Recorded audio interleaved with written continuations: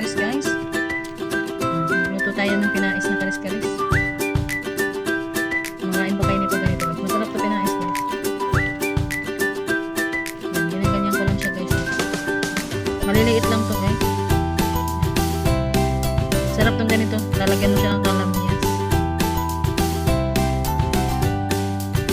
Luto tayo ng pinais na karis-karis. Tapos, lagyan mo siya. Yan. Pag hindi pa siya puno, didagdagan mo. Para din siyang dulis guys. Pero mas masarap tong ganito kaysa sa dulo. Kung sa akin. Pero sa inyo, hindi ko lang sure. Pinapuno natin para sulit naman yung dahon. Mahal kasi ng dahon ngayon guys. 10 piso. Para kaunti. Ayan. Balot lang natin siya ng paganyan. Tapos, tatalian mo lang siya. Ang itatali mo rin tatalian mo lang din siya ng dahon guys. Ito ganyan. Para hindi siya mahalas. Talian mo ng paganyan. Okay na itong ganito. Tapos ganyan. Masarap tong ganito guys. Pag sawa na kayo, pwede nyo rin kataan. Yan. Lagyan mo lang yan mamaya guys ng kalamyas na tuyo. O kahit sariwa, pwede.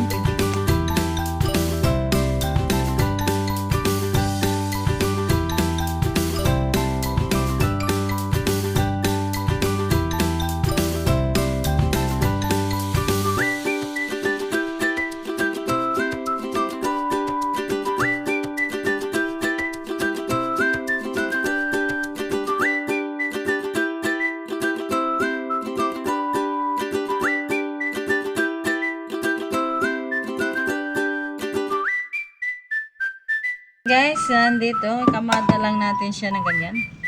Yan.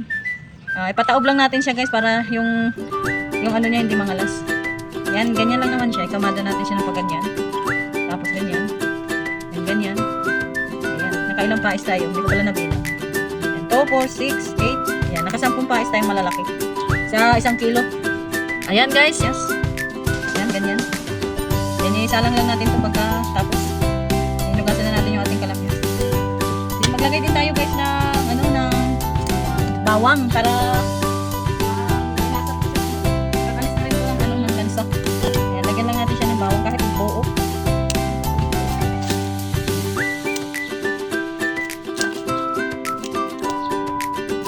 Salamat po sa always na support guys sa aking channel ha.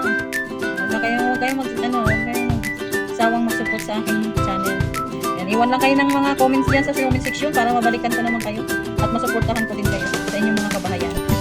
Thank you very much guys. Yan, ganyan lang guys. Lagay lang natin dito sa yan. Depende na sa inyo guys kung gaano kadami yung bawang. Pero kung mas maraming bawang, mas masarap. Yan, lalabukin lang natin ito. Isasalang natin sa apoy. Gusto ko maraming bawang guys para masarap. Tama lang sa timpla nyo guys. Pwede naman kayo mamaya magdagdag ng asin pagkakulang. Yan. Pang lang to, pang patalab ng nasa agad. Pagkakulang mamaya guys, tikman nyo lang din. Lagyan natin ng dagdagan natin ng asin. Then lalagyan nyo lang siya guys ng tubig. Hanggang dito lang guys, pantay. So ito guys, mamaya ko na siya lalagyan kasi hindi ko pa siya may salang ngayon. Alright, lagyan nyo lang siya ng kailangan guys yung naapawan itong ating pinais para maluto. Ayan. Thank you guys ha. Yan, mamaya ko na lang. Ayan, magtorta po tayo ng ayan, nilagyan lang natin na siya ng kamatis guys.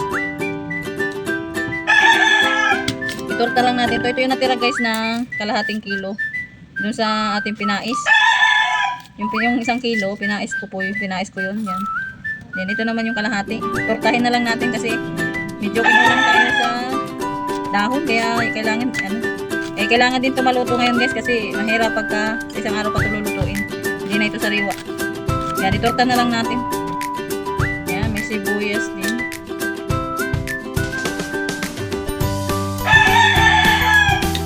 And then lagyan lang natin siya ng bawang guys na ginayat.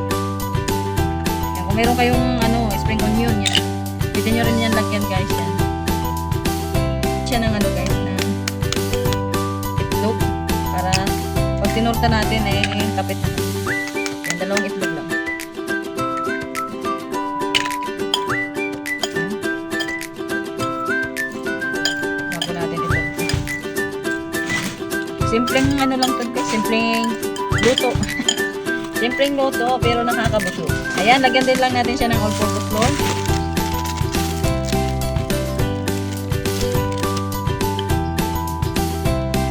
Para kumapit.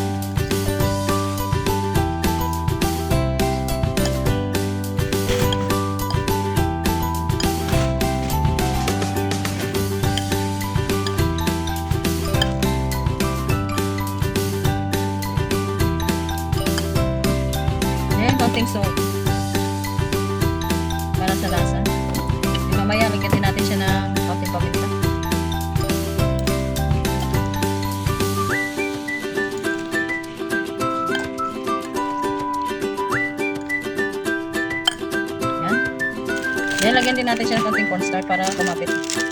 Yan, tama na yun.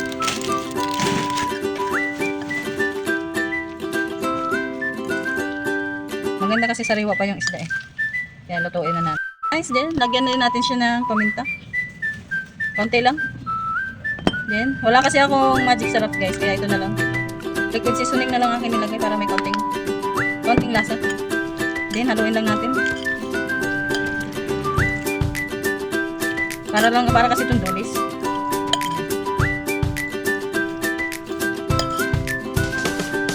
Ayan, okay na to guys. Ayan, guys, lutuin na natin yung ating kapra. Lagay lang tayo ng mantika.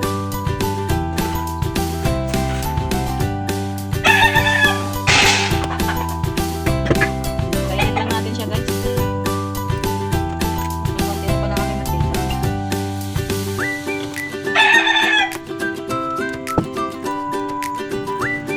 Ayan guys, yan. Iprito na natin ang ating torta. Masyadong inis ko. Maganda yung medyo tusgat yan para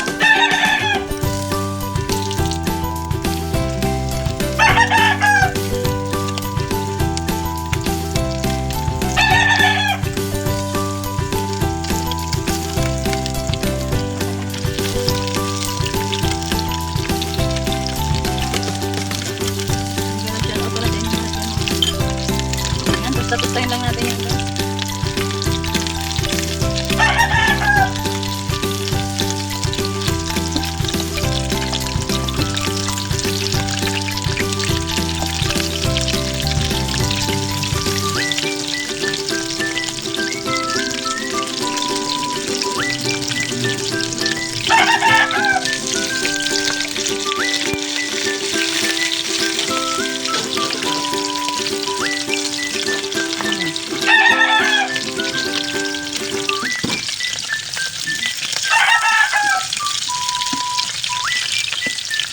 Baliktad.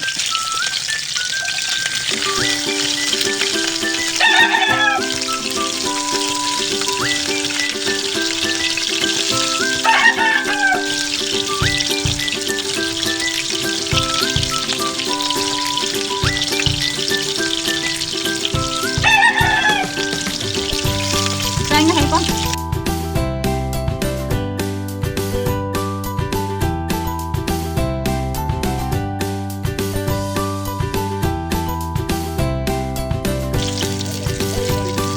Guys, yan medyo gusto na ito.